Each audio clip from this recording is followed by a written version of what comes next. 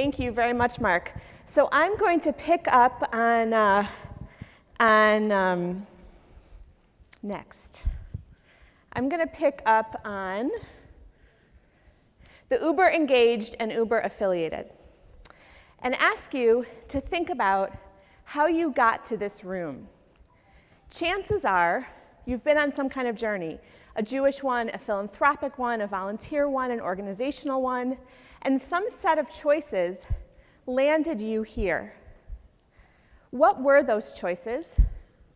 What gave you the confidence to take each step forward and make choice after choice?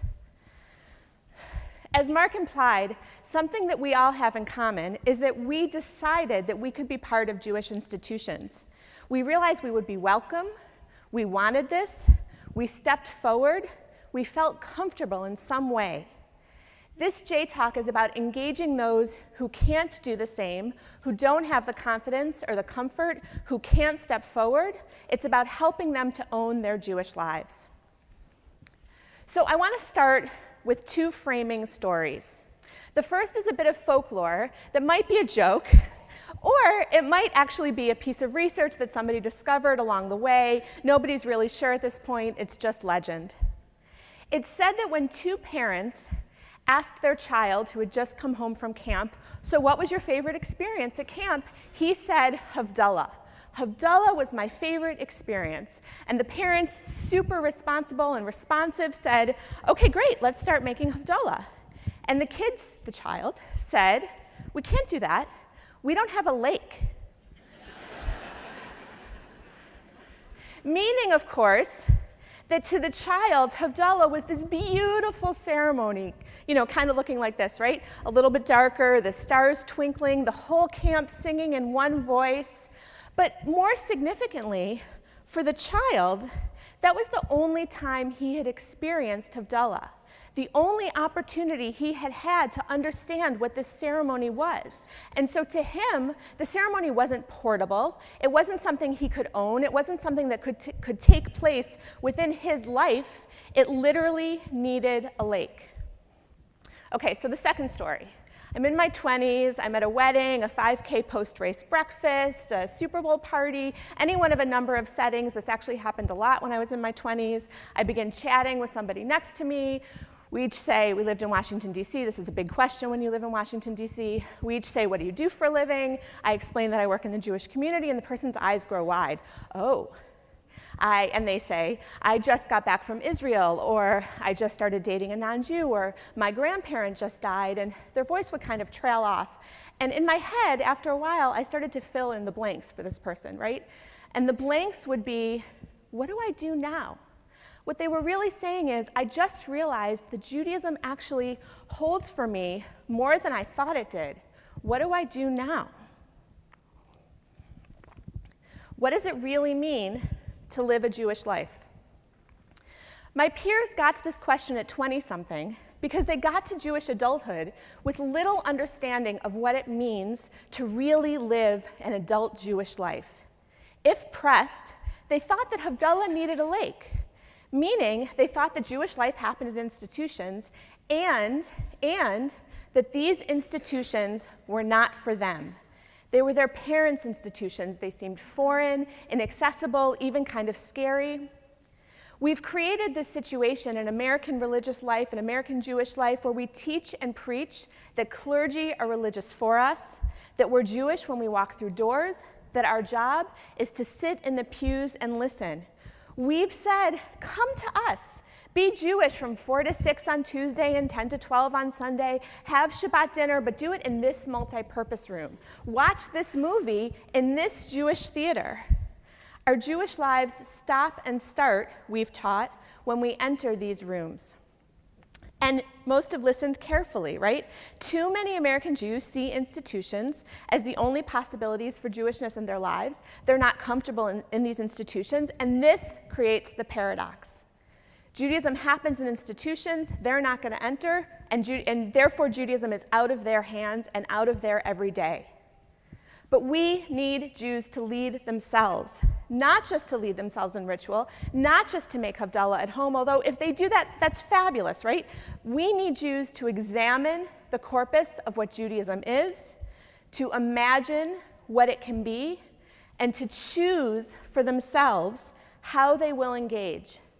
Examine, imagine, and choose. That's how Judaism becomes celebrated and refreshed through active, critically thinking, inventing, living Jews.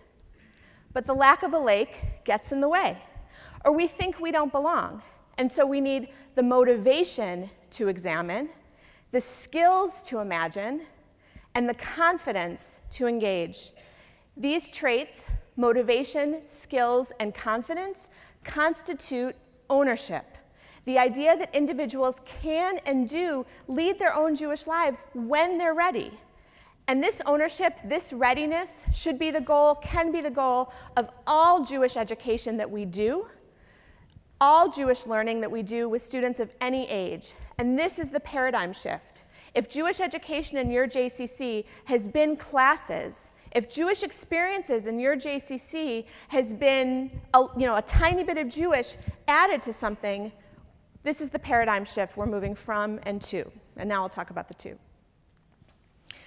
So what are we moving to? What does ownership look like, right? First, we don't just study the words of Kiddush, for example. We sing the Kiddush together. We practice it together. We talk about what it feels like to sing Kiddush, to have ancient Hebrew words maybe hurt your tongue a little bit. We don't just study Shabbat rituals. We have Shabbat dinner together. We charge our students to lead their own Shabbat dinners, to go home, do it, come back, let's talk about it, let's debrief together. We help students develop comfort and confidence through that doing, and then through that debriefing, and through that validation. We free and empower students to engage in a process of discovery and exploration through testing. We invoke the students' opportunity, even responsibility, to make Jewish choices. Literally, we talk about them with students, we lay out the choices in front of students, and we help them sort through them and weigh them. We lead, but the learning is about them. Some organizations are already doing this kind of teaching. My JCC in San Francisco transitioned their Introduction to Judaism class to be a class called Jewishing, Doing and Being Jewish.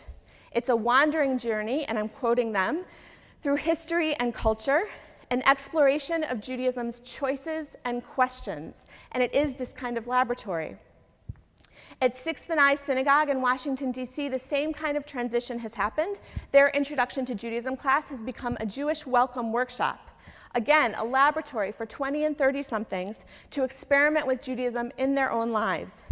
They talk about something, they read the texts, they share their fears and their wants, they go home, they do it, they come back, their rabbi, mentor, coach works with them through it all. And through this debriefing, this cycle of testing and conversation, they start to own their Jewish lives, to be directors of their own Jewish experiences.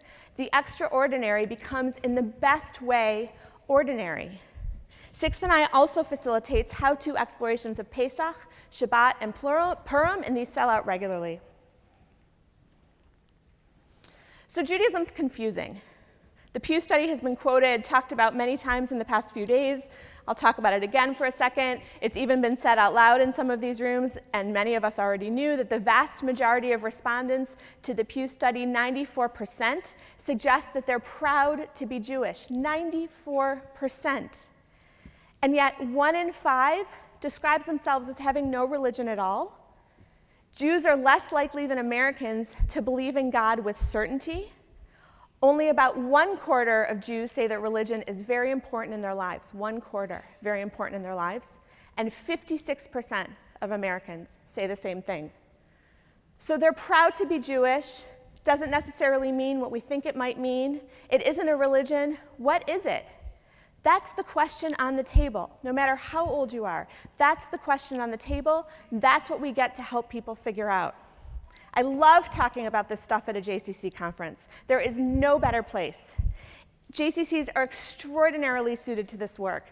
This is probably something that's also been said in the past few days. If in the early 1900s, 100 years ago, JCCs were helping Jews be Americans, we're now helping Americans be Jewish. You get to draw from all corners of Jewish life, all corners of life, exposing North American Jews genuinely to every aspect of Judaism, helping them to explore it for themselves. JCCs get to say, this is the breadth of Jewish life. We're already doing it at the JCC, but we have to figure out how you're going to do it for you. What does Judaism mean to you? What kind of Jew will you be? How will you express Judaism, Jewish life in your home, with your friends? What Jewish values will you teach your children? We get to work in living rooms, in small conversations, bringing longtime JCC principles to even more North American Jews. Continue this conversation. Ask yourselves, how can we in our communities build these kinds of laboratories? Do we transition classes? Do we reinvent classes? Or do we invent new programs? Who in our community can not just be the deliverers of content, but really coaches and mentors? Where are the sub-communities, the networks, the smaller audiences that we want to be connecting with and helping to integrate the essence of Judaism into who they are? We get to invent a new way of building and living Jewish community, not for the sake of community and not for the sake of building our institutions, but for the sake of building Jews. We get to help American Jews develop personal expressions of Jewishness that feel integral and true to their senses of themselves, helping them to step into ownership. What an incredible gift.